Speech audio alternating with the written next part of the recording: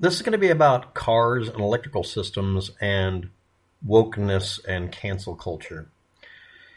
As of the year 2020 model year, Ford offered a smoker's package, ashtray, cigarette lighter, and the socket for it in their accessory catalog. Toyota China had a variant of the Lexus M350 and Highlander that had an ashtray and a cigarette lighter as an available accessory and also still included the socket. They are different because the accessory power socket isn't necessarily going to work for a cigarette lighter, might even be dangerous, because the cigarette lighter socket has to tolerate gunk building up on the cigarette lighter heating element that you plug in. And if you don't know what I'm talking about, here we go.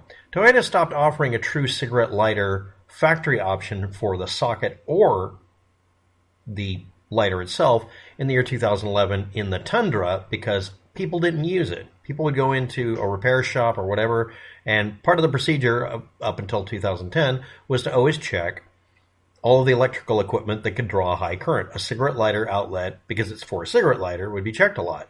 And then they would also have a questionnaire: what did the customer ask for and what was not working, and did they ask you to fix it? And they found a majority of people didn't care about the cigarette lighter outlet unless they were using it as a charger port, not for a cigarette lighter. The two different designs exist for this socket. The cigarette lighter socket for a cigarette lighter heating element, again, has to tolerate a lot of garbage, but it's really not that good for you plugging in an accessory connector, a plug for powering up a cell phone or whatever, because it might be gunked up and be intermittent. That doesn't affect the heating element because you're going to put it in there and maybe even twist it a bit. August of 2017, the Sequoia Super White rolled out of the assembly line at the Princeton, Indiana plant and was the last in the North American vehicle lineup to have a socket that could utilize a real cigarette lighter knob, as they called it. It had been redesigned into a straight power accessory socket outlet, which means it just had to be a high reliability socket, but if you put a cigarette lighter in, it'll damage it, make it not work anymore, and or might even catch on fire. If you're not aware of it, a standard electrical socket for cigarette lighter is a metal casing acting as the ground lead and usually bolted to a metal frame piece or just the metal frame of the car. And then it's formed at the bottom with a bit of a crimp with a insulator jammed into it, and then that's crimped in place by putting a ring crimp right around it so it's held in place tightly. There's a hole drilled in it, and a contact is pulled through, hooked up to a spring-loaded contact or not, and it has to be made, according to the patents, from metals that don't degrade chemically. They're corrosion resistant, and that be the positive connection, and then it's hooked up to the wiring. These days, a truck will have 120-volt outlets or other for running not just accessories and chargers, but also real equipment, because the electrical system can do this. Now, this eliminated one more doohickey in the dashboard. Nobody complained in 2017 either, just like in 2011, because nobody really used it for that. They were happy that they switched out to being an electrical connection. Also, they just have a little sucker cup over it as well so that it could keep things from getting in it. They also tilted it down in many cars so that if you put anything in it, it would just fall back out. People would lose coins in them if they were tilted up even a little bit at an angle, or some curious kid would drop something in there. And did any of you really notice this disappearance? Again, is it part of the woke culture trying to get rid of your supposed wood stove that you can just buy or make and nobody's regulating them? Or gas stove that nobody's regulating, that you can't do anything about because it could be just a camping kit type stove? They're not much different, by the way. See also the culture canceled CD player or tape deck or 8-track player, or vent windows that would spin around that little triangle piece of glass, or floor mount push buttons for your high beams and or brights, or fender wall mounted vents. One of the things people noticed about, well, remember, this is 2011 this started happening. It's over 10 years ago. People started noticing that individuals wanted to plug in just chargers, put in Bluetooth amps. They still had AM, FM radios in them, but now they could do the new digital subscriber services or no subscriber services. At one time in the 90s, I helped install console computers. Now they're considered standard in most cars, but they're not really a computer you have open access to, which is kind of sad.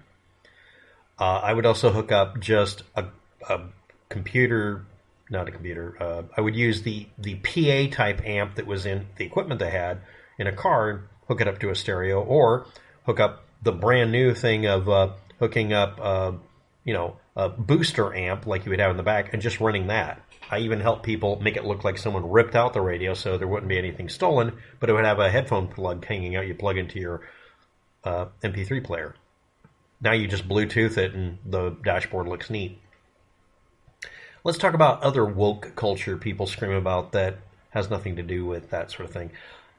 Decades ago, not concept cars, but trial sales cars sometimes would come with almost nothing for you to manipulate in the car. You'd have a go button and a stop button, gas brake kind of thing. A steering wheel with all the settings on it and controls on it, so that it would, as you turned, it would definitely turn on the turn signals if you turned, if you forgot. So at least there's some turn signal activity. And some of them would anticipate that you were going to do so by you turning it and it having a reaction time difference because you weren't really turning the wheel, you were turning a set of switches that would lock. So you could give an emergency really quick, oh my God, but it would at least turn on the turn signal. There was also cars that were made for energy efficiency and also for safety by having it speed limited to, at the time, 55 being the universal max speed on the highways for a while. There's even talk of setting up geofencing services for speed where, because of rules, everybody would share the speed in their area by going that speed limit and sharing their speedometer data, saying, this is the area where we travel this speed, and this is the minimum speed that's safe. Ultramilers also do this as well. And sharing that information, you can make your car literally incapable of driving over the speed limit, or faster than the other cars at least, so you can't get a speeding ticket. If we all drive our cars at the same speed, posted or slightly above, but everybody's going the same speed, the police really don't have a reason to give you a ticket. Sounds like a way to stick it to the man, literally. But no, someone will immediately scream, that's safety nanny bullcrap, and boom of freedom, and that sort of thing. Now, why am I going on about this sort of thing? Well, I'm a jerk. No, the reason I'm going on about it is people's immediate reaction when they find out something's not available or they can't have it is that it must have been taken from them. But you can still put in the power outlet or the actual heating element-based cigarette lighter if you want to, and there's nobody going to stop you. At one time, legally, well, not legally, but the standard was it was mounted into a metal frame piece. Some of the cars had a metal frame piece that stuck out just to do just that one thing. Same thing with stereos. They had certain standards, DIN connectors, yada, yada. There aren't any standards anymore. You can do whatever you want to in a vehicle. Always has been, honestly. I've never found anybody who could explain why they felt encumbered or put upon by being told that you might be better off doing X, Y, Z. Not that I'm telling you can't. I'm saying you'd be better off. This is kind of a response, almost, nobody's asking for, to someone who got mad at me for pointing out why we have seatbelts in our cars. And that you're not inflicting yourself on anybody else by refusing to wear it or wearing it. And people getting oversensitive to it is cancel culture. And it's a specific group of people, and it's not the liberals doing it at that point. It's a very specific group of people getting mad.